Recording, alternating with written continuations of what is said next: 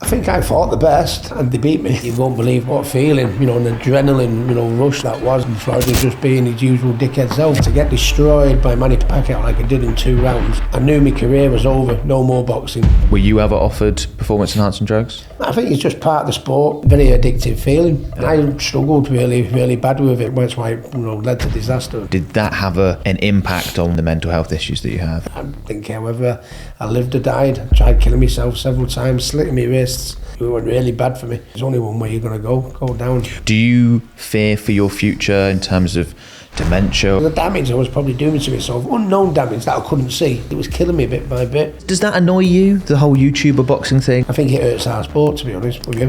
But I think they both can exist. I think we were the last of the old school. There was no YouTubers back then. Okay. We wanted to be the best, fight the best. Britain's greatest boxer opens up on painful regrets, steroid use, crippling depression and dementia. So Ricky, you were obviously an elite fighter who made it to the very top. Why do you think you were able to do that when obviously so many people try to do that and don't get there?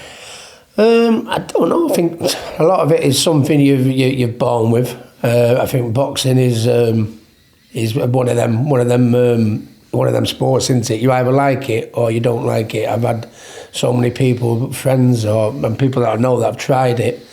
And then the minute they've got it on the nose, they went, "It's not for me." But when I first got hit on the nose, to be honest with you, I loved it. To be honest with you, Really? I thought, oh yeah, and there was something about when someone, even when you first start off, somebody getting the better of you, and you've got to go back to the drawing board, and think, what am I going to do here now to do that? And I just found it fascinating. And to be honest with you, when you work hard and you train and you've won your fight, it sounds a little bit selfish, but when you stood in that ring, and your hand gets raised, in further down the line in front of thousands or millions, I should say. But even when you were doing it, when you were first starting, in case a couple of 100 people, and that the buzz you get from, just you on your own in that ring, you did it on your own. You don't share it with, sounds selfish, but you didn't share it with 10 other teammates. It comes on you, and it's nice, and I thought it was a very addictive feling. There must be no bigger rush than that. As you say, even in team sport, it's somewhat diluted when it's just and you've done. I mean, you share it with when I went professional further down the line. When you share it with your manager and your trainer and obviously your team like that. But I mean, back in the day where I ended up, when I was fighting, in Las Vegas, in front of thousands, on HBO or on Sky and then the winner, the new welterweight champion of the world, Ricky Hatton. That's you won't believe what feeling, an adrenaline, rush that was, and I think that's why a lot of people in boxing struggle with retirement. It's well documented. I struggled with retirement because when I've had that, I think to myself, what's life going to be like now? I'm never going to have that again. You know what I mean? I've done all my life, and all of a sudden it's gone. Yeah. And I struggled really, really bad with it because it's such a feeling, and only probably a few sports could do that. And certainly boxing's one of them. Yeah. A lot of people, when they hear that you enjoyed getting hit in the face, you enjoyed getting punched in the nose, they would think that sounds crazy. Yeah. What is it about it you enjoy? Are you enjoying the fact that you feel tough from it? You're like, I can deal with this. No, it's just like when they're hitting it, and it's getting they hurt you, and goes without saying, and it's all about getting the better of it. I mean, when I first started boxing, it was because I was getting beat up at school. Right, okay. by someone at school, and my mum and dad was always one of these, make sure you tell the teacher, go and tell the teacher, and I was thinking to myself, so like you saying, go and tell the teacher, I'm getting battered every day, do you know what I mean? So, and then one of my mates turned around and said, well, he boxes at the local boxing club down the road. The guy that was picking on you? Why don't you go and join the boxing club and probably get it through that way? And then I went to the boxing club, and it was like, at first, I got in the ring with him, it was a little bit even Stevens, you know what I mean?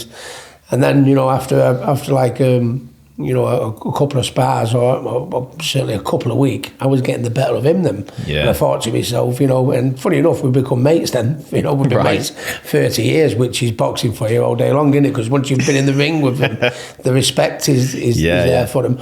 But I just thought, from getting beat up at school and then not getting the best of him in the spars when I first started to eventually, getting the better of him and going away and having to think about things. How am I going to get the better of him? What have I got to do here now to do, you know? And that's the one thing that I loved about the game. Yeah. Were you a natural just from early doors? Was it obvious? It came to you easily? Yeah, I think I was. I mean, I won at first. Like, you know, it's incredible how I just went up to beat up my bully. Right. You know, my school. That was the only motivation. Yeah, that was the only motivation at first, and then I got so addicted to it, you know what I mean? And then I started studying it, you know what I mean? The champions of old and watching tapes and this, that, and all the rest of it. And, you know, who would have thought that, you know, just going, I'm getting beat up at school, so I'm going to go to the boxing gym to get my own back on him.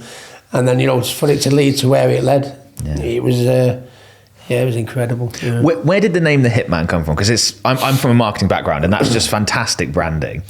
Well, a lot of people say to me, there was a fighter years ago called Tommy Hitman Hearns. Right. He's probably one of the greatest of all, one of the greatest there's ever been. He was in that era where there was beg your pardon, there was Marvin Hagler, Sugar Ray Leonard, Thomas Hearns, Roberto Duran, and he was obviously in that era. And people said, "Oh, was you a fan of Tommy Hearns?" I said, "Who wasn't a fan of Tommy Hearns?" But I said, because when I first went to the amateur boxing gym, my coach at the time was a gentleman called Ted Peake, God rest his soul, he's not with us no more. And he just went, well, the first day, just get used to the surroundings here, just go on the bag, put them gloves on, go on the bag, just do what, you know, just get used to the people and, you know, and get used to me and get used to the surroundings. And he said, I went on this bag, and I was only like 11, and I was nearly taking the bag off the hinges, you know what I mean? And, 11? Yeah, 11, and they were like, oh my God, who's look at this. I was just so aggressive. They went, look at this, look at Hitman here, we've got here in our hands. And then Hitman went with Hitman Hatton, you know what I mean? And it basically went from there, but I was always very aggressive as a fighter. When I first started off, and then even when I got to the World Championship level, I think that's why people liked me. My style was, it was exciting. Very exciting. Body puncher and, Yeah, I mean, do you think all fighters need to be good at selling fights? It's something that the fight game does very differently from other sports, where fighters are much more outspoken and aggressive on almost like the marketing side of things. Yeah, well, it's funny really, because I probably had the best following that, that probably anyone in Britain had, Well, that doesn't sound rude of me to say so, because I mean, I grew up watching Frank Bruno, go to Las Vegas, and he took, I think he took about 8,000 fans to Las Vegas, you know what I mean? And then Nigel Benn went there watching him fighting Evan Barkley one time, and he went, and I've watched all my heroes, and they're still my heroes, Frank Bruno, Nigel Benn, Barney McGuigan, and all that. But then, it's crazy to think that my fan base, ended up better than the people I've aspired to, my heroes. Yeah. Do you know what I mean? When I went to fight Mayweather, 40,000. 40,000. 40,000. That's registered, in the hotel and on the flights, 40,000. That's amazing. Fans to go. For the Pacquiao fight, it was 25,000. For the Castillo fight, it was 10,000. When you think the record previously was to go to to Las Vegas to watch a British boxer, I think it was Frank Bruno against Mike Tyson. I think that was about 8,000. So when you think what I did, it was much bigger. Because not all the fans that went to see the fight could get in, could they? No, could they? Well, the venue was only 16,000 seater. Do you know what I mean? So you think 35, 40,000.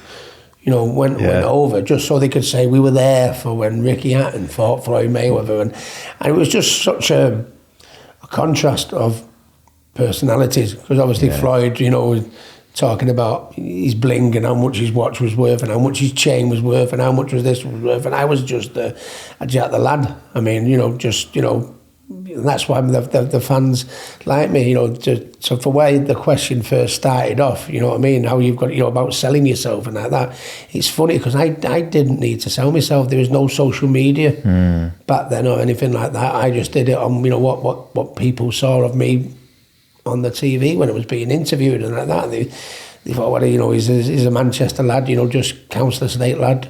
No airs, no graces, doesn't slag anyone off, you know what I mean? He goes to the pub and has a pint and plays darts and goes watching Man City and stands on the terrace with a pie and a pint, you know what I mean? Stuff like that. And the fans could relate to me. Yeah. So I didn't really have to sell myself. You know what I mean? The fans were just like, we'll go and watch him. He's one of us, isn't he? He's just like... And that's where my fan base came from. It wasn't anything I was necessarily saying or doing. It was just... I just bid myself, which I feel very proud of you. Yeah, well, it's the best way to do it. And also, if you can be yourself and get that large an audience, or get a much larger audience than other people, absolutely. I guess the contrast, as you said, between you and like a Mayweather is just so obvious that creates a very natural conflict there. I mean, the rivalry between the two of you, was that real, or was it sort of put on, emphasised? No, I don't think it was put on. I think I was just like doing what I normally do, just being my everyday self. The kid next door, the lad off the council estate, and like that. And Floyd was just being his usual dickhead self, wasn't it? So Floyd was just being, he come from the equivalent, and I never get there. I mean, everyone to their own, and I feel amazingly proud to have said that. I've boxed Floyd Mayweather, and I think what he's done since he boxed me, would probably arguably go down as probably the greatest, of all time. So for me to actually be in a fight like that, it was I'll always be eternally grateful. But I think we made each other. I just bid myself and he just bid himself. But we come from the same, I think they call them the projects in the States, don't they? Like an equivalent backgrounds. Yeah, the equivalent. And I think to myself, I'm sometimes scared of driving my car down the council estate on Hattersley, where I was born, where Floyd will be in an interview and he's boasting about how much his watches and how much his chain is and like that. And I think, to be honest, the people from the projects or the council estates where can't put the electric on, can't put the heating on, can't put food on the table for the kids, will never have a holiday their whole life. Would they be proud of someone like Floyd going by, hey, look at me watch, look at me this, look at me that? It was a total opposite to me. So in one respect, we didn't have to do each other. It was like the kid next door against the villain, and it worked, and that's why it sold so well. I don't think we put anything on. We were just being our same. We were just so different. I guess that's quite like a British versus an American thing as well, isn't it? Like similar equivalent backgrounds, but it still produces a very different person in each scenario. Yeah. And I got my, I'd be always appreciative and thankful for Floyd giving me the opportunity, because it changed my life, changed my family's life and my kids' life, and my kids, and to fight someone and being a fight as big as that against Floyd Mayweather. So I'd always be eternally grateful for. I just think to myself, what I stand for, I'd have a picture of everyone, I'd make time for everyone. I'd speak to the kids and say, listen, work hard at school, do this. And I'm not saying Floyd doesn't do that, but I think, there'd be people at home with, not a pot to pee in. I think wherever he's, in his hometown when he's born. And I think, would they be made up and proud, seeing someone flash the finances about, when here's us working every hour that God sends, we can't even put food on the table, and look at him, I don't know. I just think it may, come across as a bit vulgar, can't it? Quite easily. Especially when you come from. You want to be saying, look where I've come from. I come from, and you can do it as well. Yeah. Not look at me watch, look at me this. I think it's shocking. But you mentioned around getting photos of people and stuff. Do you enjoy being famous? I don't know. To be honest with you, I only live 5 minutes from the council estate where I was born. I've got everything that I dreamt of, but. I still, go on my local on the council estate. I still got my same mates I went to school with and stuff like that, and we all live in the same little close knit area. You know what I mean? And it's, so I don't do it. I mean, life has changed so much for Ricky Hatton, but I think, have I changed? I still pretty much do the same things I've always done. Just go to my local, have a pint, go and watch the football with my mates. I play darts for the local. The darts team in the pub, and then I go to the match and watch City. So things have changed a little bit for me, but I don't think I haven't. I think that's important. Because if you're setting up to try and be a bit of a role model to people and try and say, listen, I come from this estate, know what you can do if you work hard and this, that, and so things haven't changed a great deal for me. And I never turn a single photo down. Do you know what I mean? And it doesn't get on my nerves. To be honest with you, I don't like it. I don't dislike it. It's just something I've got used to be honest with you. And I do like it when you get some youngster go, oh my God, can I have a picture? I think, oh, bless, because I mean, I was saying when I was, with Frank Bruno and John H. Stracey and Paddy McGuigan, when I used to see him, my eyes used to light up. So I get that feeling of how it made me, when they're like, oh, Ricky, I think, yeah, I've been there, back in the day, it's what it's all about, isn't it? Nice. I'll get back to our conversation in a second. Before I do, I just want to ask you a very quick favour, and that's to click the subscribe button. So I'm really proud of the community that we're building with this channel, but currently 97.5% of people that are watching the videos on this channel aren't subscribed. Now, we want to have the biggest and best guests on possible. To do that, we need more subscribers and we need your support. So if you could just click that subscribe button, that would be massively appreciated. Let's get back to the show. Do you think the fight game was harder when you did it, or is it harder now? I think it's still hard. It's always going to be probably the hardest sport in the world, isn't it? But no, I think boxing's changed a lot now. I think sometimes I think we're in the entertainment game, which boxing has always been. But when you think now it's changed so much. I mean, I think boxing needs to make more of the bigger fights. It's like, we got, how long have we been waiting for Tyson Fury to fight Anthony Joshua? We've been waiting for forever and a day for them, to fight each other, and it's still not happening. It might not happen. At least we've got Tyson usage now. And then there was Spence and Crawford, you know what I mean? They're like welterweight weight division. We was waiting forever and a day for them to match, but they finally just made it, because we've got the competition and we've got mixed martial arts now and UFC and everything like that, which is so popular now. But we've got YouTubers fighting boxers and mixed martial arts fighting YouTubers and boxers fighting YouTubers and this and it's big. What with social media, it's massive now, dead popular and that. And people say, oh, these fights are hurting boxing. I said, well, not really. I said, they can both exist. I said, but, we need to make the big fights, so boxing still remains, wherever. But, sometimes, you get bigger crowds now for fighting the YouTubers. And if you said to a youngster coming through, would you rather fight for the world title or would you rather fight him for double the purse? They go for the double purse. Yeah. For the YouTuber, which is also probably an easier fight. Yeah, which is a shame. I mean, does that annoy you, the whole YouTuber boxing thing, as someone who? No, everyone to their own. You know what I mean? To be honest with you, you've got an opportunity. You've got an opportunity because of your following or your social media following, everything like that. Take it. Good luck to you. But I'll always be diehard. an old school boxing person, and my dream was when I first started was to try and become the best in the world, and I was able to do that. And but I know it's just changed so much over the years. What with social media now, it's you can sometimes like your Logan Pauls or your KSIs are more popular than present world boxing champions, because of the following. And it's, and is that frustrating? Because someone who is at the highest level, they can both exist. But when I see big, let's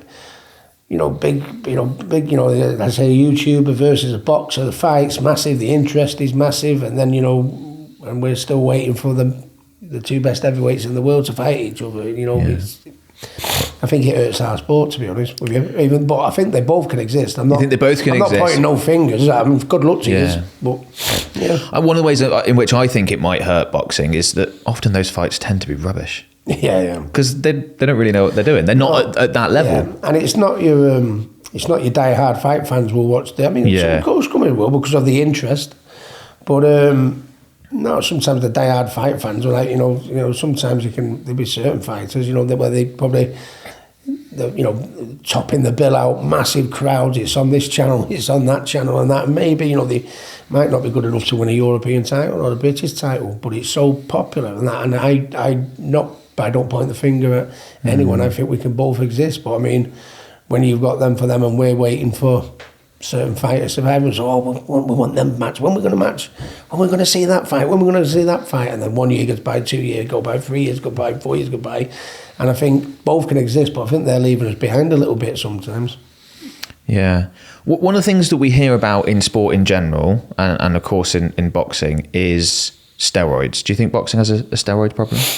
I don't think it has a steroid problem.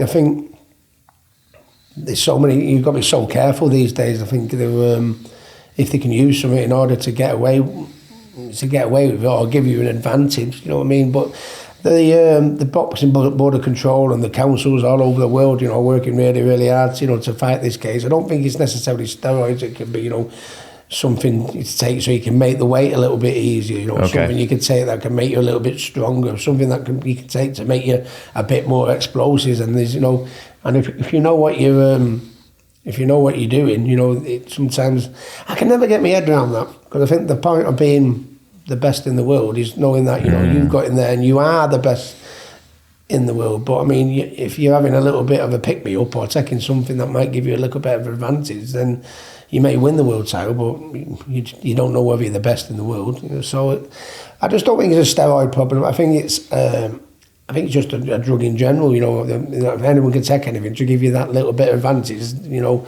sadly, if they can get away with it, they probably will do. And I think boxing's got to, you know, just wake up to that fact, I think. Yeah. I imagine the pressure's hard as well from external sources. I mean, were you ever offered performance-enhancing drugs? No, my nutritionist. I was. People must have probably thought, God blimey, you know, the engine that Ricky Hatton's got, because I was under a mile an hour once, you know, my work rate, my punch volume was high, and I was known as Ricky Fatten, wasn't I? So I had to. I lost 3 stone in weight pretty much every fight when I was at world title level. So people used to think, oh, he's lost 3 stone in weight in a 12-week period, and he's still been able to keep his work rate up, his punch volume up, his strength, and and he's still been able to maintain it. But no, I used to have a protein shake, a recovery shake, and and my multivitamins, and that was it for. And did the people around you know not to offer you anything? Because I imagine of course, my nutritionist Kerry Kay is one of the best in the business. His profession wasn't before he started in boxing, and he ended up working, because he did such a good job with me. He ended up working with nutrition in boxing with other fighters in other areas that were using him, because they used to think, God, what he's done with Ricky Hatton. So no, he was exceptional, Kerry Kay, at what he did, and he come from a bodybuilding background, so he knows the body and he knows what you need for this and that and all the rest of it, but in the right way, you know what I mean. And he ended up, he just started off with me, but he ended up helping out a lot of boxers, because he was very good at it. Yeah. Because imagine there'd be people in your scenario thinking, the Floyd Mayweather example, thinking, if I take some stuff, I might actually be able to beat this guy, but that just was not where you were at. Absolutely not. I mean, what's the point? If I've took some stuff, then I've beat him because might have beat him because I've took that stuff. I've not beaten him because I'm the best in the world. And it's a little bit different now. It's a little bit different then, I should say, to what it is now. I mean, obviously there's a lot more stuff knocking about. You can take to train, and you can maybe get away with it if you to help with a weight cut or something. They know what they're doing now, don't they? And but back in the day, old school, it was like, God, even stuff like before the fight, the warm-ups now, they're done more explosively, with straps and everything like that, where it was, back in the day when we were going, to warm up, you just touch your toes. Boxing, and off you go. Boxing's just come on so much in all areas, whether it be nutrition or, resistance work or strength work or weight making or this and that. And you've got to move with the times.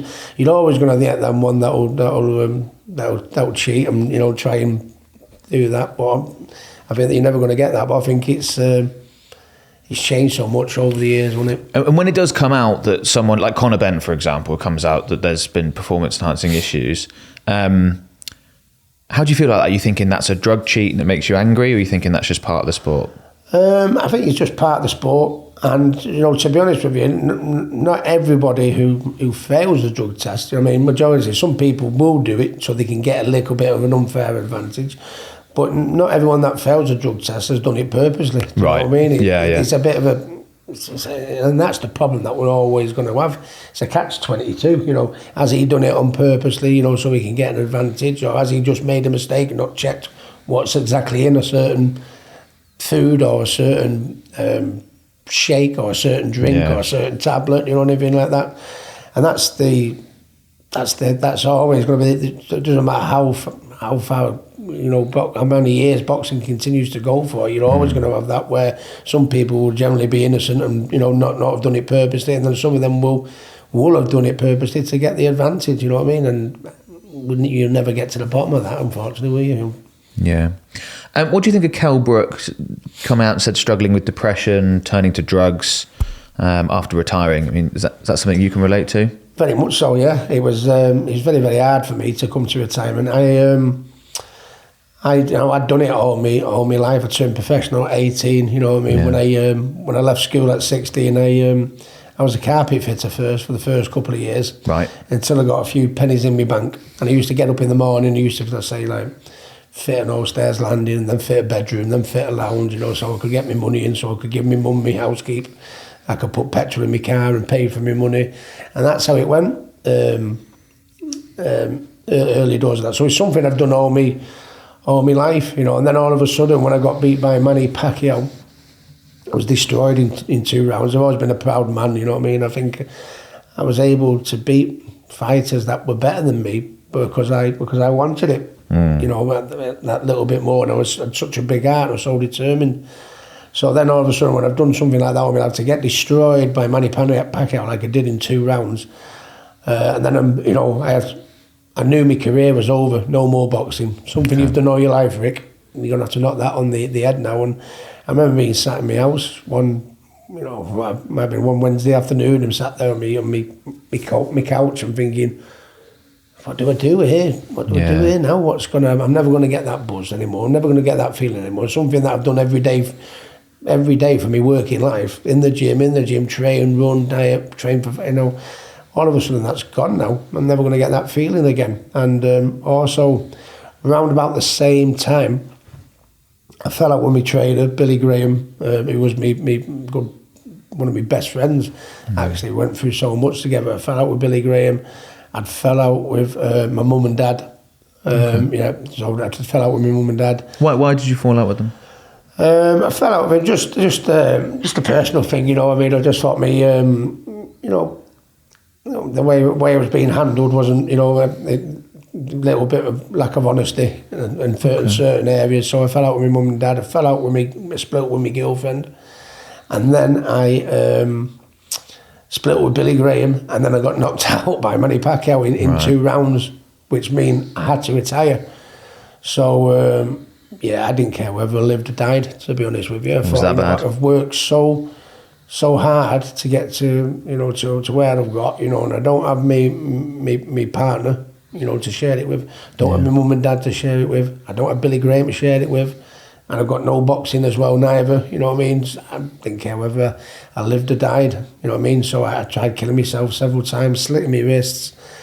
And it was, and I couldn't do it, you know. I had so much bottle in the boxing ring. I could do him, I could beat him, I could do this, I could do that, but I don't know why I can't take my life. It's frustrating, this. So then I thought to myself, I'll drink myself to death, you know what I mean? So I was... That's a conscious decision. Yeah, I thought I'll drink myself to death and I'll do it through them. And then obviously, you know, in order to keep yourself drinking more, you have, you know, you can take to drugs. So then, you know, and it just went really bad for me for a long period. And that's why I'm an ambassador now for mental health. Do you know what I mean? You know, and it's always the case in boxing, isn't it? It's such a big part of your life. It's such a sport where it demands every minute, every second of the day. You know, you've got to be a boxer, believe it or not, because it's, you know, it's your body that gets you there to, you know, to do the business. It's like, you can take drugs, you can do a drink and everything like that, but if you no disrespect, if you working on the bonnet of a car, or you're a painter, or you know what I mean, but I mean, your body's got to do the business for you, boxing, so you can't do that. So the minute you start doing that, there's only one way you're going to go down. Because you haven't developed a tolerance, is that what you're saying? You haven't gotten used to it beforehand? Just you know, you're used to doing everything 100%. You know, right, okay. In your boxing and that, you know, and then all of a sudden for somebody that, you know, worked so hard and was so devastating, you know, to start drinking and drugging, it was only going to go one way for me, because, you know, in everything that I've done, I always give it 100%. Right, and okay. unfortunately, when I started doing that, that's why it led to disaster. And thankfully, I'm still here to tell the story. And if I can help anyone else who's in the same boat as in the same boat now that I was in, I see that as my job now. I'm sure you absolutely have, given, you know, how honest you've been about all that. I mean, how did you get from consciously deciding to drink yourself to death to being in a much, much better place? When everyone knew I was in a little bit of a bad place. They knew I was drinking far too much. They knew I was going out far too much. And it's not in a good place here, Rick. You okay? You okay? And I'd go, yeah, I'm okay. And they knew I wasn't. But I mean, I didn't want to. You know, it's very hard. More people now, you know, when they think of mental health now, more people are coming out saying that. When it first started back in the day, if you turn around and said, "Oh, I'm suffering with mental health," they thought you'd flip your lid or something. Right, they thought you'd lost the plot. But now more people are coming out with it, and I think it's better, to be honest with you. I mean, and it's hard for a man, hard for a lady. But especially a man, you know, I mean, it's not as if you can walk in your local pub in the Vault and go, "Hey lads, can I share something with you?" Right, yeah, I'm crying every day. I want to slip my wrist, you know what I mean? I'm crying every day. I'm a broken man. What do you think I should do? They think, you know, Ricky's lost it, you know, right. You know what I mean? So what you do, you keep it to yourself. And it was like, you know, even my partner at the time, who I lived with, you know what I mean? You know, I'd be in the house, I'd be crying all day, you know, I'd be trying to slip my wrist, I'd be like in depressed, just sat there, and then she'd come in from the shops or from work or something like that. I'd go, "Hey, love, you okay?" "Yeah, oh yeah, great," you know what I mean? Okay. Because I didn't want my loved ones to worry about me and feel how bad I was and that. Yeah. But bit by bit, because I was keeping it in myself, it was killing me bit by bit. I mean, and the first time I said to her, I thought, I can't do this no more. I've got to go and speak to someone. Yeah. I can't do it myself. You know, I mean, that's proved here now. I've got to go and I went and spoke to someone, a psychiatrist in Manchester. And I just walked in, I fell on my knees, and he went, "Hey, Rick, how are you doing?" I fell on my knees. When "You need to tell me what I need to do here, my mate." I said, "Because I'm going to kill myself. I might not be here next week." I said, "I'm going to kill myself unless you can give me some advice of what to do. I'm going to." And the best thing is, I felt, because it was a stranger, I didn't know him, he didn't know me. I felt more comfortable getting it off my chest. You know, I didn't feel I could do it with my mates and my loved ones. So then when I went to him and I got it off my chest, I never looked back. And it's not easy. And when, you know, everyone has their own little routine when they're dealing with it. But the best, you know, everyone has their own little routine. But the big thing is to just get it off your chest. Share it with, you know. Simply sharing it made a big difference. And then keep yourself busy. You know what I mean? You know, if you doesn't need me to tell you that if you sat on your couch feeling sorry for yourself every day, it's not going to get no better. But if you get your ass up off the couch and go to the gym and do a few rounds on the bag, or go for a run, or go for a walk, or do a bit of fishing, or go and have a game of golf, where whatever's going on between your ears, it takes your mind off it for that. But the longer you keep it to yourself, don't share it with anyone, sit there and just dwell on it, it's the worst it goes. You know, you've got to get off and do something. I mean, I get up, you know, I mean, I'll have a cup of tea, I feel a little bit down, I'll go to the gym, I'll do 6 or 8 rounds on the bag, and I'll come back, get a little bit of dinner, then I'll go for a bit of a walk, or then I'll pick the kids up from school, and then before you know it, because I've done this and this, I'm back on track again, you know what I mean? Was medication part of the healing process, part of the treatment? No, never had medication, to be honest with you. And that's interesting that you were that bad, and yet that wasn't advised, or wasn't, you know, you weren't pushed down that line. I think the main thing, the best medication I got was get off the beer and the drugs. Right, that's the best medication you can do if you're down and depressed. You know what I mean? That's not going to do you any good. Yeah. So one, it was have a full-time break. Get off that. Have a little bit of period in your life where you're not doing that. You're not depending on that. And just keep yourself busy and have a little bit of a routine in place of what you do every day. But I was just like, I'd just get up and go straight to the pub when I was in my bad place, and it was making me worse and worse and worse.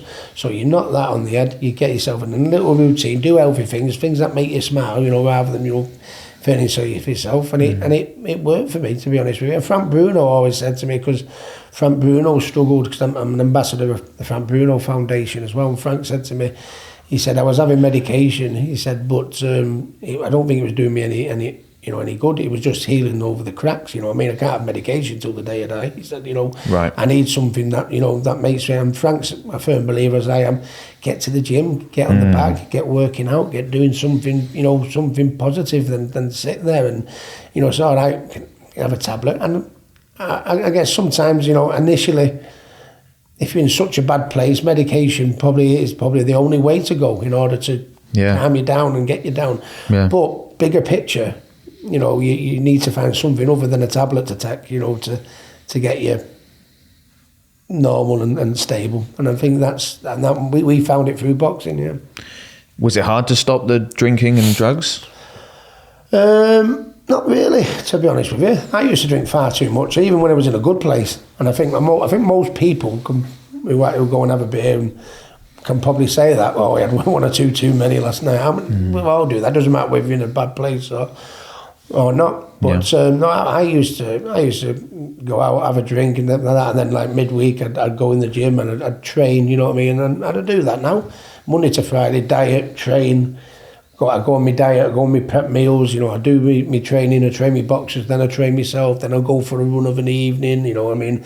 And then weekend comes out, I might have my girls over for the sleepover on a Friday, then Saturday I might go to the match and have a few pints, and then Sunday I might go to the local and have a Sunday dinner and a few beers there. Now that's it now. But back in the day, because I was on the warpath, it was like just out to get yourself destroyed. So you found you are able to drink in moderation now. It's not because a lot of people who have been down that path have to go. Because I used to have three when I was world champion. I used to have 3 fights a year, and I used to go 3 or 4 fights a year.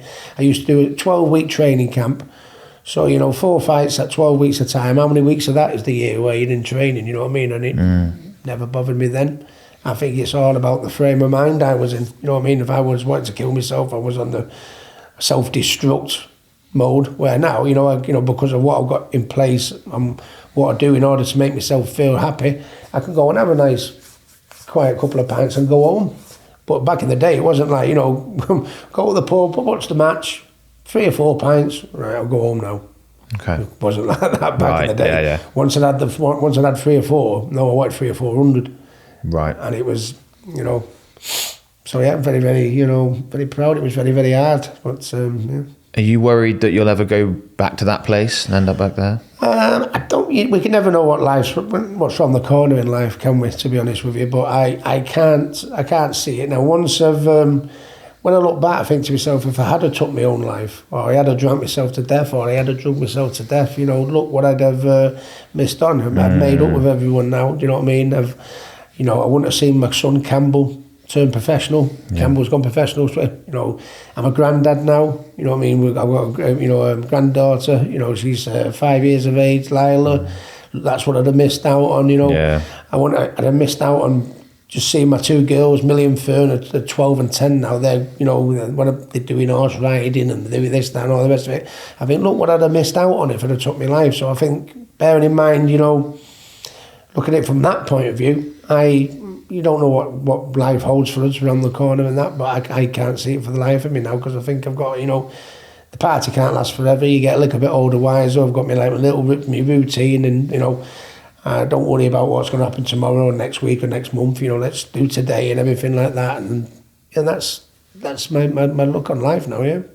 Well, I'm glad to hear that, and I'm sure millions of fans feel the same way. Changing tack a little bit, I wanted to ask you about your biggest ever payday. What was your biggest ever payday? Oh, I don't want to say. I can't turn around and say exactly. Okay. How much it was. Well, why can't you? It was Floyd Mayweather fight, which goes without saying. Because it was good to be able to negotiate, to say, listen, when we sat down at the negotiating table, and Floyd's the best, the pound for pound and this, that, and all the rest of it.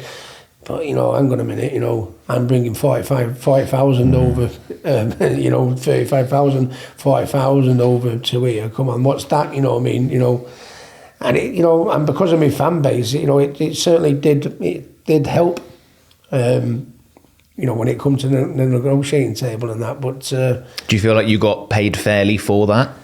Yeah, I've got no complaints whatsoever, to be honest with you. And But they did it all right. Mayweather Promotions and Golden Boy Promotions. At the time, there was a 24/7 program, which was they followed Floyd and they followed me out for 4 weeks in the build up to the fight, so people could get to know us a little bit better, see what made us tick, what we did on a daily basis, and everything like that. And then we're, like I said earlier, because we were so opposites, it was like I was the good guy and Floyd was like the villain, so that worked. That sold the fight, in its own right. If we had, it was like the goodie versus the baddie type thing. Yeah.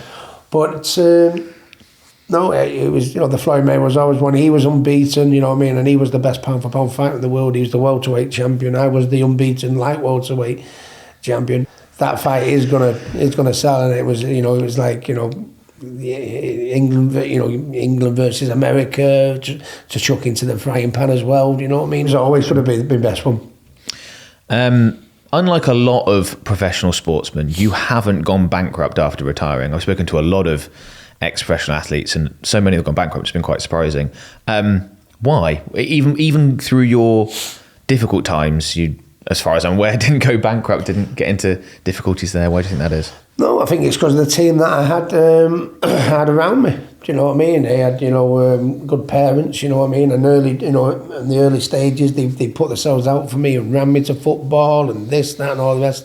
They ran me to boxing training. There was, it wasn't like, whatever we want to do, they couldn't be bothered. It wasn't like, I've just finished work. I'm just, I'm putting my ass on the settee all night.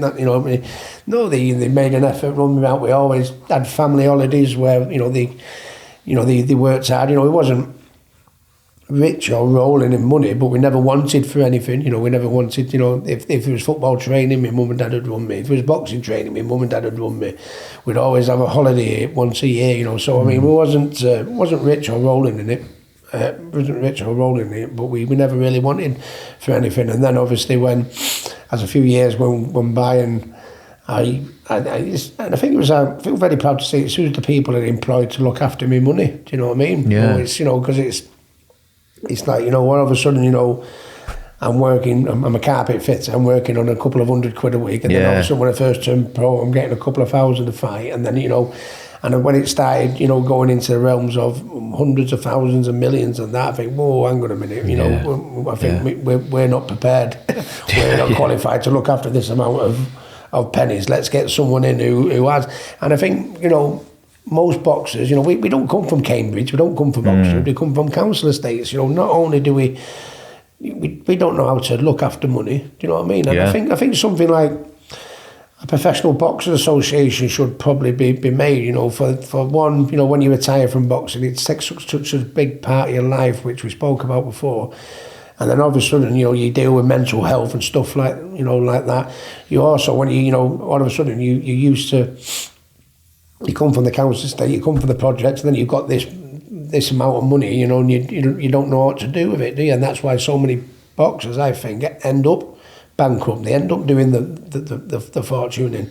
And I think maybe if something like, you have a professional footballers association where footballers can go for advice. There's nothing like that in boxing. I think the sooner they maybe did that, I think it'd be better for the sport, especially boxing, because we don't come from, all we've done all our life is fight, and then all of a sudden, you fight for the world title, you get this big payday, and then you're expected to know what to do with it. And that's the problem with a lot of fighters. They don't know what to do. But I was very fortunate enough to take it on board and say, listen, I don't know what to do with this. Let's speak to someone who, and that's basically what. And you chose well. Yeah, because I've spoken to people that like ex-professional footballers that kind of had the same realization, but they didn't choose well. They went and spoke to the wrong people. Yeah, and it's it's hard, and that's why I'm saying maybe the boxers or all the boxing promoters get together, and the British Boxing Board of Control, so that when fighters do retire, there's a place they can go to one hand to advise them what to do with the money,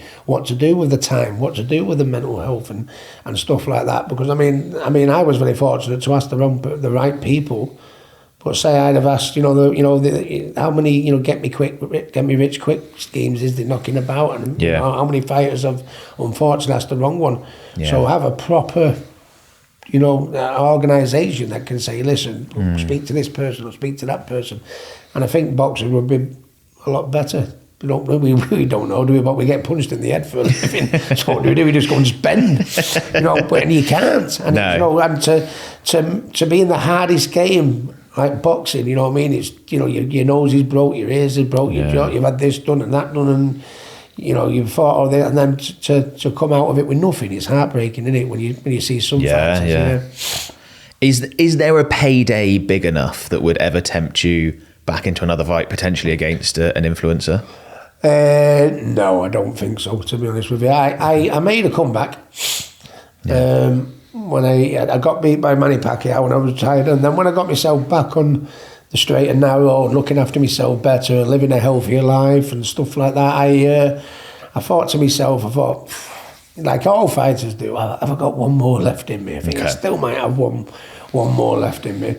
And I decided to make a comeback, and in typical Ricky Hatton fashion, instead of having a warm-up fight, you know what I mean, I picked a former world champion, Vasyslav Senchenko. He was, I think, 34 wins, 1 defeat, former welterweight champion of the world. And I went straight in against him, and he knocked me out with a body shot in the second to last round. And I think I was winning it, not by much. But I think I was winning with it, and he got me with a body shot. So, I mean, I had the comeback fight. I didn't get hurt. It was a body shot that got me with. But I thought to myself, well, you, like all fighters, we wanted to find out if we still got it in me. Well, I found out that I hadn't. So I was able to retire with a clear frame of mind. You know, I hadn't been beat up or knocked out cold like I did against Pacquiao. You know, well, I could tell when I first got in there. From the first 2 rounds, you know, the timing wasn't quite right. I mean, in the sparring in the gym, I thought, I'm doing all right here. But then it's different to when that bell goes and you get in the ring. You know, I couldn't quite get out of the way like I used to do. You know, I wasn't quite getting the same leverage and biting my punches. It wasn't quite landing on song, as they say. And I think even if I'd have won it, I think I'd have retired anyway. You know what I mean? Because I mean, I knew after 2 rounds. No, it's not like it was this week, you know. So, and you didn't think of coming. So obviously, you know, that's still at the very highest level. And a Floyd Mayweather, as he's gotten older, he has fought influencers and people like that. Nothing like that ever tempted you? Well, no, I did an exhibition. I did a comeback after the other comeback in many ways. But it was a document. It was an exhibition fight against Marco Antonio Barrera at the Manchester Arena.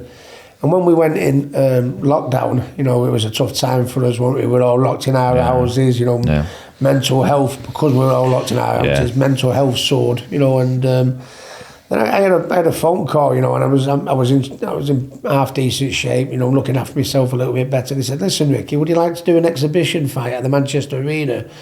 I went, who against? He went, Marco Antonio Barrera. I said, well, Marco's me friend like that. He said, yeah. He said, and, you know, not a fight, an exhibition fight where, you know, you and Marco can showcase your skills off one last time, you know what I mean, for the fight fans, where, you know, no one knows you're going to, you know, the fight fans know you're not going to get hurt, you know what I mean, and give it as something like, you know, look, you've suffered from mental health, you know, you've suffered from, you know, weight problems and this, that, you know, you sort of like say, listen, you know, our mental health, we've been in lockdown, it's been very, very depressing from anybody, but I'd say, look, you know what you can do when you've put yourself right, you know, because I was on, you know, I was walking the mile, you know what I mean, a few years earlier, you know, heavy in weight, you know, drinking, drugs, and then all of a sudden, you know, I turned up against Marco at the Manchester Arena, you know, back ripped and like that, in great shape, and, you know, and I think everyone had so many letters and emails and everything through the door of the house going, fair play to you, Rick, we've all had problems and no one's had them more than you, but look what you've done and where you've come from.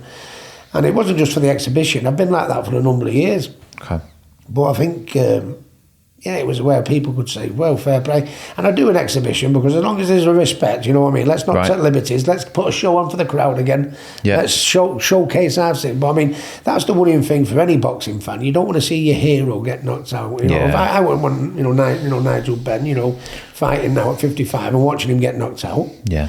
I'd watch him do an exhibition. where we can have a glorified, nice, competitive spar when I'm not seeing them get knocked out. So I'd be up for that. But as far as actual fights go, no, not for me. In my first combat fight, I knew that I hadn't had it yet. An exhibitions I can manage, but I think a proper combat fight, no. I think I owe it to me family and my kids and my granddaughter. They don't want to see Grandad Richard getting knocked out anymore and stuff like that. There's other things, And to be honest with you, I feel very, very, very fortunate. I've been able, like we touched on earlier, I've been able to look after my money. I don't feel the need to. Yeah, exactly.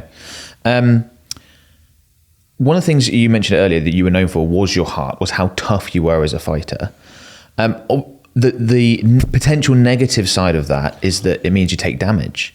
Do you think that the physical toll that your career took on you, did that have an impact on when you retired and the mental health issues that you have?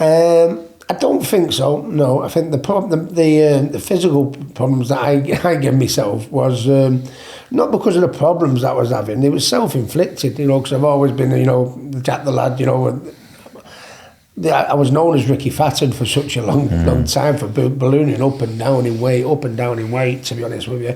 And I don't think, I think boxing, there was obviously some damage done. Not to me mentally, because I'd like to think, I've got all my faculties in order. You seem very compass mentis us having this conversation now. Everything like that, so I've still got all my marbles, with what I've got. But I think the main damage I did, I was very aggressive, wasn't I? I was always in your face, I was always attacking. I wasn't like a Floyd Mayweather who'd avoid 5 to get 1 in. I'd take the 5 to get the 1 in, wouldn't it, with me, unfortunately. I think the more damage I did to myself was me, not boxing, it was myself alone personally. I'm always ballooning up in weight. If I'd done what I'm doing present day now, when I was actually fighting, which means being sensible midweek, dieting, eating the right foods midweek, training my boxers in the gym, training myself after, then doing a run of the evening, going on my prep meals, and doing that. That's what I should have done when I was actually fighting, but I wasn't. I'd have a 12-week training camp, and then if I had like 12 weeks before my next fight, you wouldn't see me near the gym for 12 weeks. Okay. Which I feel quite embarrassed about, to be honest with you. So, as well as I did in my boxing career, how much damage did I do to my body and my organs, for every fight, From the weight fluctuations. Down in weight, up in weight, down in weight, up in weight. And my nutritionist, Kerry Kay, said at the time, he said, Ricky, he said, it's a freak how you can lose that weight. Yeah. He said, and remain with the engine you've got, and the stamina you've got. But he said, I'm telling you, Rick, he said, it's not rocket science. One day you'll hit a brick wall. He said, because it's not possible for you to be able to carry on up and down in weight. And I think it did at some point. There's an argument for saying, if I'd have looked after myself a little bit better and I hadn't been ballooning up in that weight, maybe I could have been an even better fighter. Or maybe I could have had another couple of years, on my career. But because I, burnt the candle at both ends, Why did you do that? Why did the weight go up and down? Was it like you had to be so disciplined during fight camp, it was just a release after the fight? Yeah, it was just a release, to be honest with you. I mean, if I, at the time, I feel like I've worked so hard. I mean, if I don't have a blowout, I couldn't put like 4 or 5 pounds on and then start training camp again. I mean, I had to like, feel like, phew, I want to go back in training now. But, and if I didn't, I'd be... You'd want to get to that point. Yeah. And I people say, would you, if you could turn the clock back, would you change it? That's an hard one to answer, really, because I think because I used to go out, go to the pub and have a pint and, have time for people, or go to the match and, and stuff like that. People used to go, oh, he's one of us, and he's Jack the lad. Yeah, we'll go and watch Ricky fight. So in many respects, it helped me with my fan base. Because everyone thinks, he's one of us, and he's just a lad off the council estate. Hey, he goes to the pub and has a pint, plays darts, he's local, goes, stands on the Kipax and watches City with us, you know what I mean? Yeah, So, and that helped my fan base. So they're saying, would have changed it? It's hard to say. I mean, let's have it right. I mean, my professional boxers, or my son Campbell, who's gone professional now, I don't allow my professional boxers to do it. Right. They get in the gym, before training, they get weighed after training, so I can see how much weight they put on. If they have a fight, I say, all right, you can have a week and a half off, but then you're back in the gym, and I don't want you putting any more than 5 or 6 pound on, you know, or something like that, because I think to myself, how much damage did I'd sort of like everything I did, and I did do a lot, but I probably did it with one hand behind my back. I made myself my job even harder, and in boxing, to make my boxing even harder, you don't need that. So would I change it? Probably not, but would I let any of my other boxers do it? Definitely not. Yeah. Okay. I mean, how did you lose that weight so fast? Was it a crash diet? Or? Yeah, just crash diet. My diet was probably worse the first 4 weeks. I went really extreme the first 4 weeks, because the first 3 or 4 weeks, I hadn't started sparring yet. I hadn't started the body belt yet. I thought to myself, listen, let's break the camel's back, as we say. Just let's get the weight somewhere near now. Before I start, you want to start putting my foot. So what I was doing more, I'd go on the runners, I'll run the steppers, I'll go for long drawn out runs and stuff like that, and just bring me weight down, go very extreme with me diet, so I'd get me weight somewhere near, so then when I started lifting weights and sparring and doing, I got my weight down so I could eat better. How much weight would you lose in those first 4 weeks then?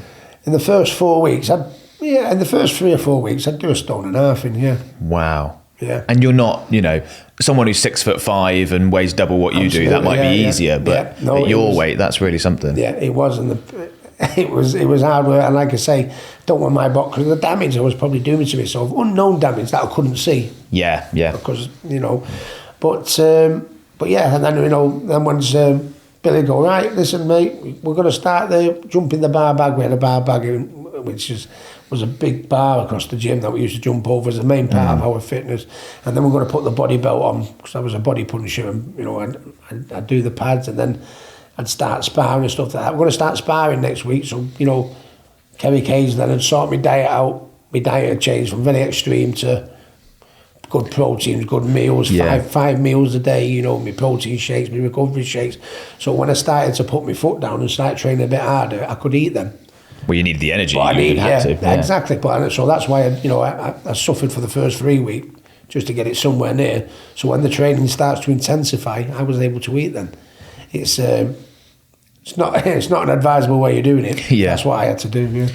Going back to the damage question, either from the weight cuts or the blows that you took in the ring, do you fear for your future in terms of dementia or any sort of issues along those lines? I don't know. I think we can all get dementia. I think it's not just a boxing thing. I think if you're going to get dementia, you're going to get dementia, right? Unfortunately, but I don't think it. I think rheumatism or something like that. My fingers can't go straight. They're a little bit like, right. Okay. That one's the arms. And that's from all the punching you do. Yeah. So, but I think at the end of the day, I think if anyone, I think the way I speak, and I'd like to think the way I look. I think because even when I started doing my exhibition and I got my weight down again, I thought to myself, listen, Rick, you're 45 now. If you put that weight back on, you're probably not going to get it back off again. So I made a conscious effort. I'm not rolling with a 6-pack, still, but I don't have a beer gut. I can see my chin, I can see my cheekbones. Yeah. So I'm happy with that. So I think as I'm getting a little bit older, where it should be the opposite, I think you're always going to worry about dementia and rheumatism and stuff like that. But I think you don't have to be a boxer to have that. I think if most boxers can come out of boxing and be, after all the shit I went through as well, to come out and be in the frame of mind and to have my faculties about me, the way I talk, and I'd like to think the way I look, I think they'd be doing well.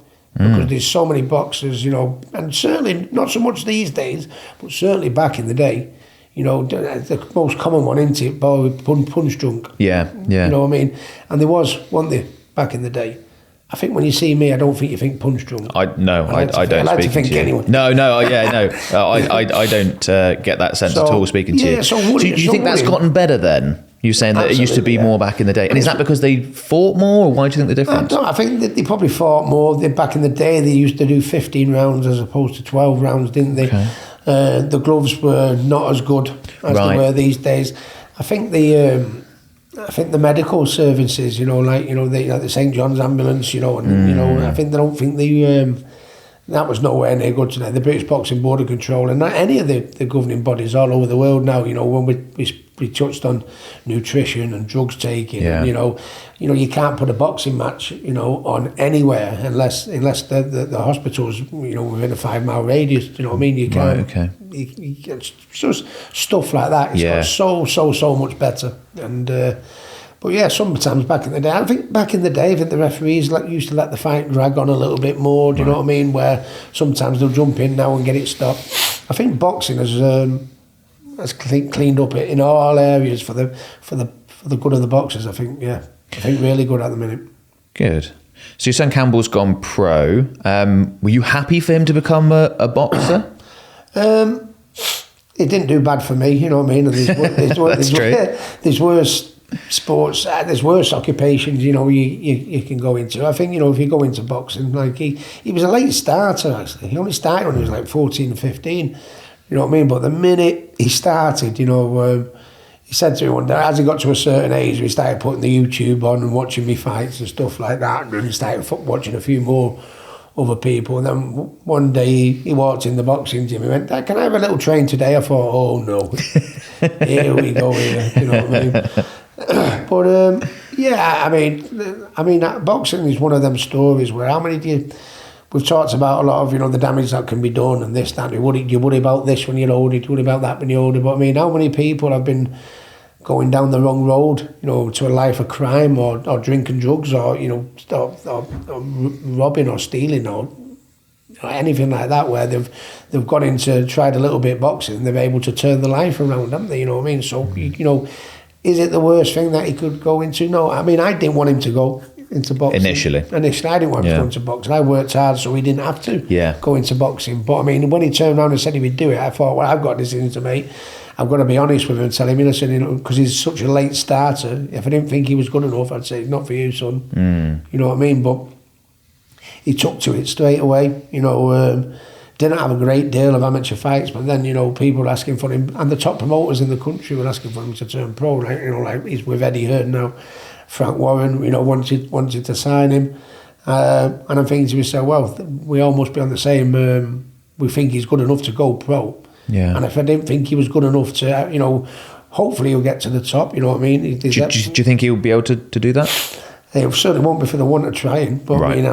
Getting to the absolute top is a very, very, very. But I wouldn't. I think nobody expected me to get to the top, and I did it. So why can't Campbell? You know what I mean? But I think if I didn't think he could at least come out the game and make a good living for himself, a house paid for or this or that, which as a parent, that's the main thing you think, hang on a minute, is he going this? It's a tough sport. I know, I get all that. No one knows more than me. But, is it worth his while going in it? Can he come out of it and become successful and achieve something? And, I think he can most definitely. So, so far so good. He's 12 unbeaten now. And he's, funny enough, he fights in March for the Central Area Light Welterweight title, that's his first title, which was my first title. Wow. 26 years ago. So amazing. Yeah, so I had 10 fights, he's had 12 fights, and he's fighting for the same. So I had 10, he had 12. On a similar path so far. So, yeah, not doing bad. Is it harder? I guess the fact that he's your son probably helps him initially to get some more attention than he'd otherwise get. But does it then become harder after that because he's got this incredibly successul father to almost live up to? Initially, when he first turned pro, everyone wants to do an interview with him, and everyone wants to sponsor him or this and all the rest of it. But at the end of the day, you're only going to get in boxing for the same thing. We all get to where we've got. He's doing the same as what I've done. To be honest with you, I fought for the area title after 10. He's done it after 12. Do you know what I mean? It's he's and I can't mollycoddle him. You know what I mean? I can't. You know what I mean? At the end of the day, you can get a few opportunities in this, that, but sooner or later, you're going to have to prove if you can fight. And he wants to do that anyway. Do you know what I mean? To think that after the way he started off, with I think he had about 20 odd amateur fights. I had 75. He had 20 odd. Wow. Do you know what I mean? And 75 amateur fights. And he's gone professional at 18.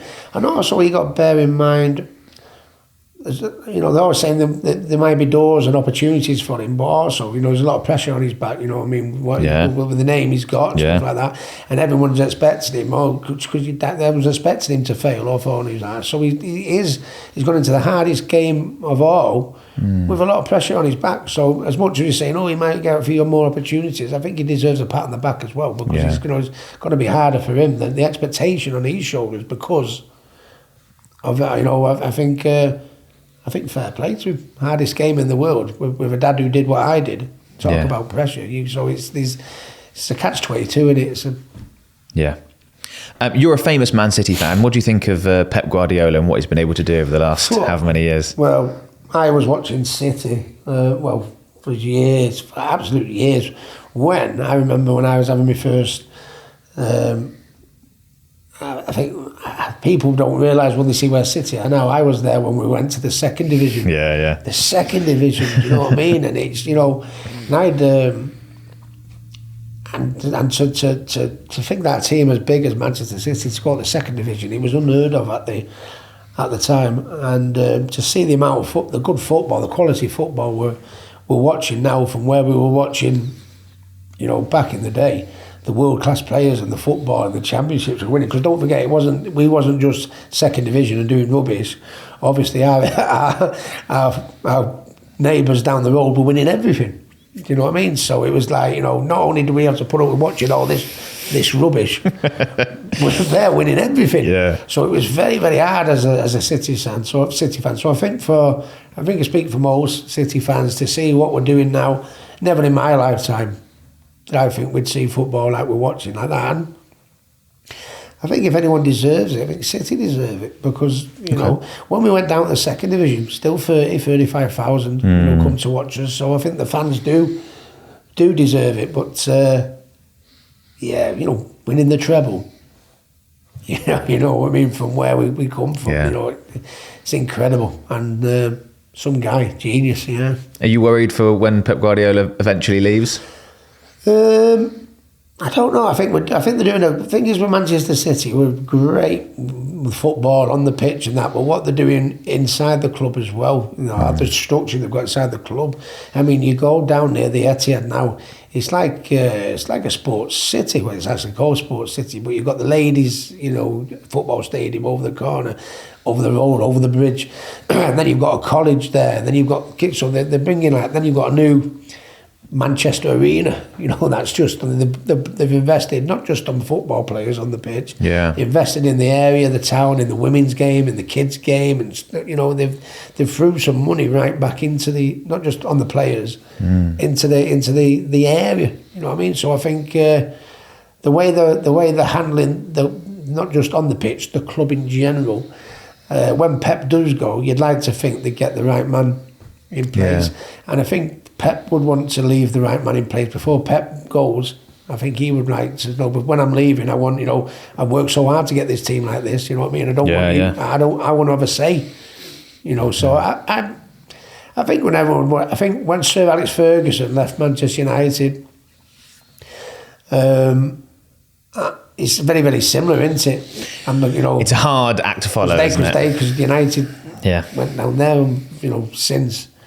So it is very, very important when Pep goes, who takes the club forward and keeps the ball rolling, because United, when Fergie left, that's when it turned, wasn't it, for United? And for all we know, Pep might stay there another 10 years. We'll see. He loves it. He loves it in Manchester, in fairness, to be honest. I don't know what with the rain and everything like that, but it's the people. I think the people that are running the club. Obviously, you know, they're good people, what they're investing in with the area and the city and stuff like that. But I think it's the people of Manchester. We're famous for that, you know, down to earth, you know, friendly, you know,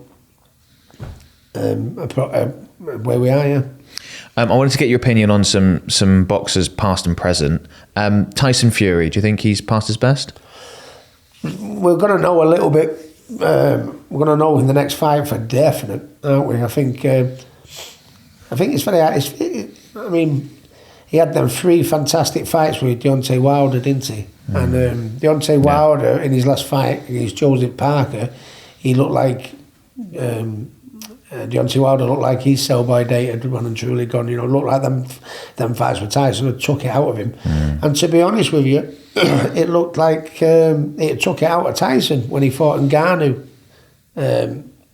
last time out in Saudi Arabia. But Tyson come in, looked a little bit heavier than he normally would have done. I mean, Ngannou was obviously coming from the UFC, so that was his first ever boxing match. So I think Tyson could have took him a little bit lightly. I think we all did, to be honest with you, because I think Ngannou turned out to be a lot better than what we first anticipated for someone having his first professional fight.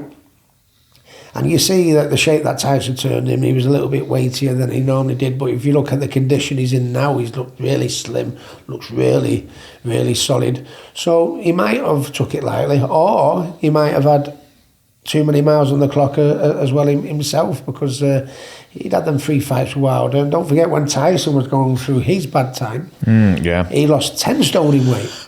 And how much damage does that do to your body? So stick the 3 Wilder fights on top of losing that 10 stone, and on the other fights, Tyson might have had his sell-by date. But I think we've got to look. The way I've got to look at it is, I think, listen, he took Ngannou lightly. They come in with that. They come in and not quite in the best of shape. Look what he's doing now. For the Usyk fight, he slimmed right down. He looks solid. So I don't think we're going to know until we see that when the first bell goes against Usyk. Whether he's had his day or whether it was just simply a case of taking him lightly. I think each one's got a good chance on it. What do you think of Big John Fury? He always seems to get a lot of media interest.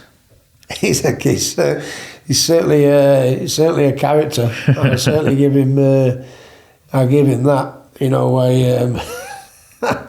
But no, I think it's there's no bigger YouTube than John now. Do you know what I mean? He sells it better than anyone, doesn't he? You know what I mean? Yeah. But I don't know. I think only.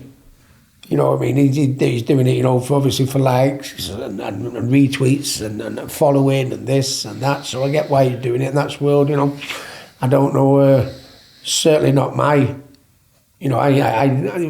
social media wasn't about when I was, and I just did my, I got my fan base for being just me. Yeah. As we mentioned earlier, where John seems to be doing it. Lovely John. The Furies, can't say a bad word to any of the Furies, about me. Sometimes I look at John and think, oh, John, what we did. But I know John, what the man he is. He's a good guy, but it's not the Ricky Hatton way. It's the John Fury way. Yeah. And no blame or point or anything like that. I think that's the world we live in now. But he's a character, he's John Fury. Yeah, definitely. And to round off the Furies, thoughts on Tommy Fury? Tommy, I used to train Tommy when he first started off. Okay. He had a few fights with me when he first started, and then he got the opportunity to go on Love Island. Yeah. And I said, I don't think you should go on it, Tommy. I said, because you're a good kid. You know what I mean? If you come across like the way you come across well in everything you do or say, and every interview and that, if you come across in Love Island, if you win it or you don't win it, there's going to be spin-offs.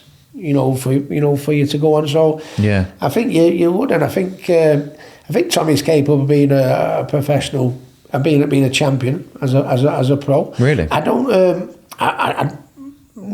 think world title. I'll be brutally honest, but he has a chance. But I think he had a chance of making probably more money through being. He's made look what he's done now with Jake Paul and the KSI fights. Good luck to him. He's earned more money, and that's because of his popularity, which was gained not through the boxing, through Love Island.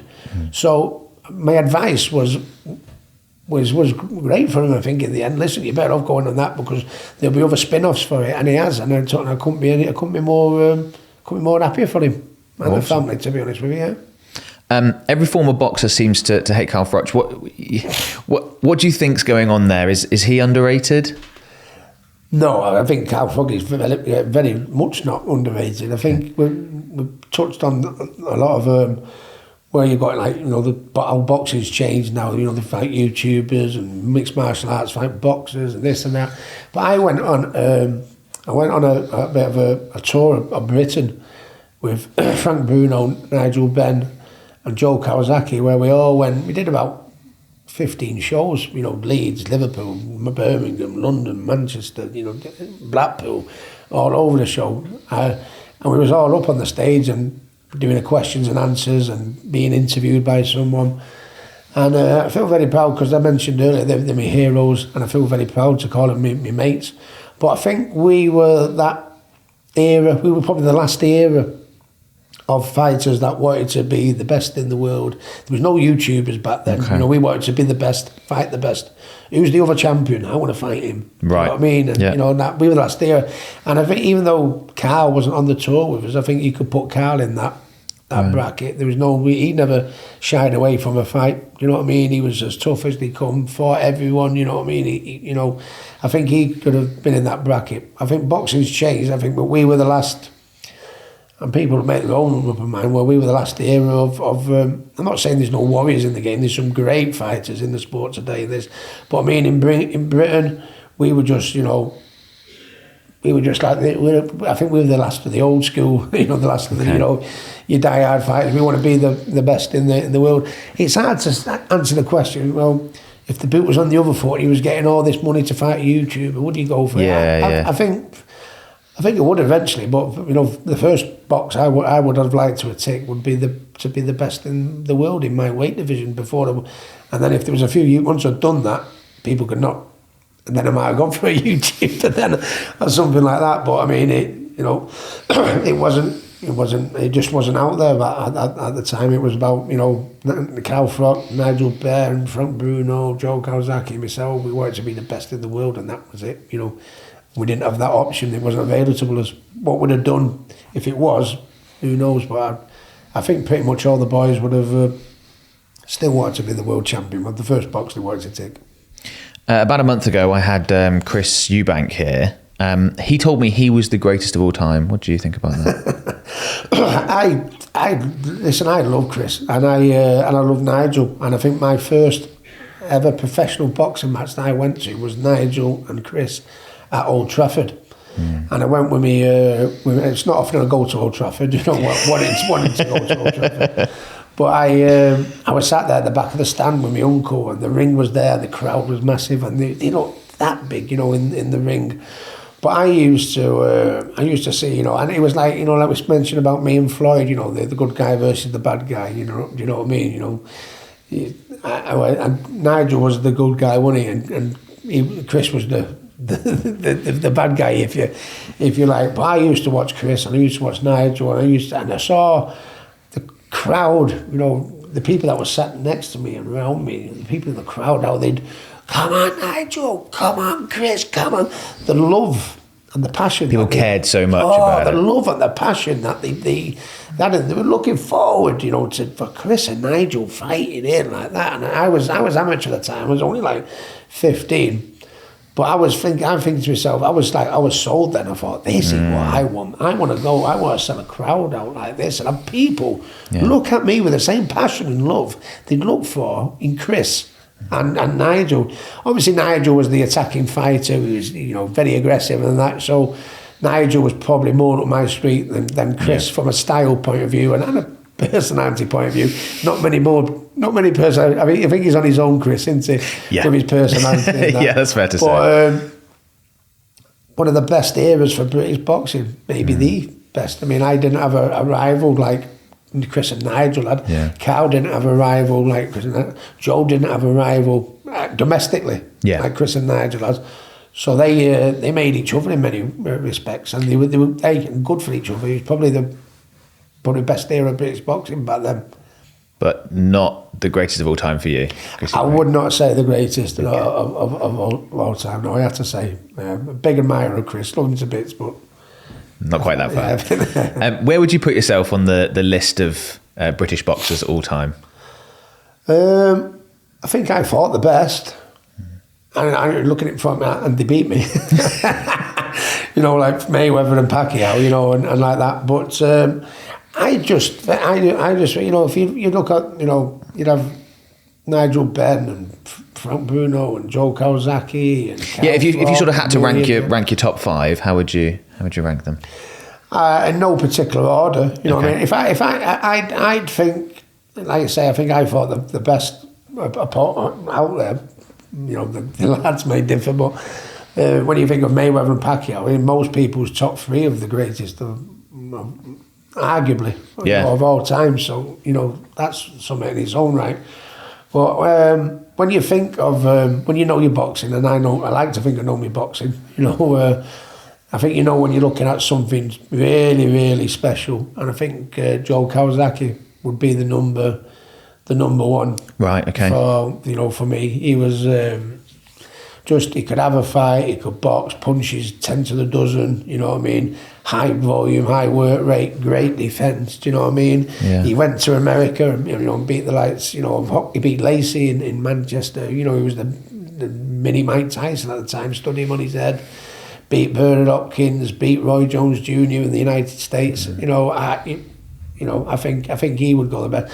But I'd like to think I'd be up there. Would you put yourself in number 2? I don't know. I think Joe stands alone, and I think there could only be 3 or 4 there. You know, in whatever order anyone particularly do it. But I think Nigel Benn. I think Nigel Benn's, you Frank Bruno's. I mean, to win the heavyweight champion of the world at his 3rd time, you know, or 4th time, I can't remember when it was now. But I mean, if at first you don't succeed, keep trying. What an example to anyone, you know. So, you know, for that, you know, I think Frank, I think Nigel, I think Cal Froch, I think you got Barry McGuigan, I'd like to think me, maybe a couple more, might be missing out, not done purposely, but I think Joe Kawasaki, that time and undefeated, and just, you know what you're looking at if you've done it in the game. I think Joe Kawasaki, and I feel very, very proud just to have my name chucked in that bunch. Most definitely. Fab. Well, Ricky, thank you very much for coming to speak to me. Really appreciate you taking the time, and I really appreciate the honesty. You said you're hoping you're helping people by telling about your struggles, and I'm sure you are. Yeah, hope so. Thank you. Fab. Thanks a lot. This has been one of my favourite conversations so far. I covered a whole bunch of different things with Ricky, but what did you think? What did you agree with? What did you disagree with? Let me know in the comments below. If you enjoyed this, you're going to love my very weird and bizarre conversation with Chris Eubank. You can check that out right here. It's one you don't want to miss.